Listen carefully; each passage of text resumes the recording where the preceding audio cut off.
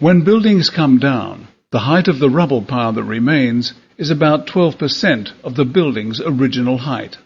For example, when the Kingdom was demolished, the rubble pile was about 30 feet high, roughly 12% of its original height of 250 feet. The Twin Towers of the World Trade Center in New York stood 110 stories tall, but when they came down on 9/11, they didn't topple over.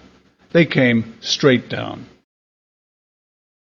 Given what is known about rubble piles, we would expect the pile for each tower to be about 12% of its original height.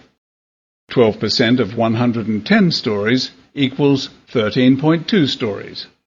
However, the lobbies of the Twin Towers were the equivalent height of 3 normal stories. So, the expected rubble piles at ground zero should have been about 10 stories higher than the lobbies, and should have buried them. This is ground zero on 9/11. The rubble pile is less than 3 stories high. Where has what should have been here gone?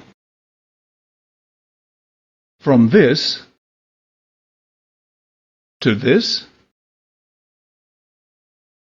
Where did all that building material disappear to? Well, here is a clue.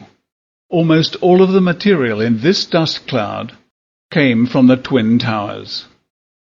In fact, Manhattan, as well as an extensive area surrounding the island, was covered in fine dust from the Twin Towers. This dust is the missing material from ground zero. But what could have caused 2 buildings made of steel and concrete to turn into a dust so fine that it became suspended in mid-air to then be carried away by the winds?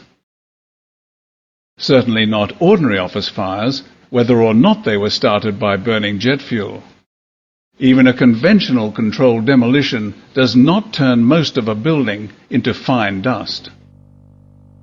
So the question is, what on earth happened to the Twin Towers on 9/11?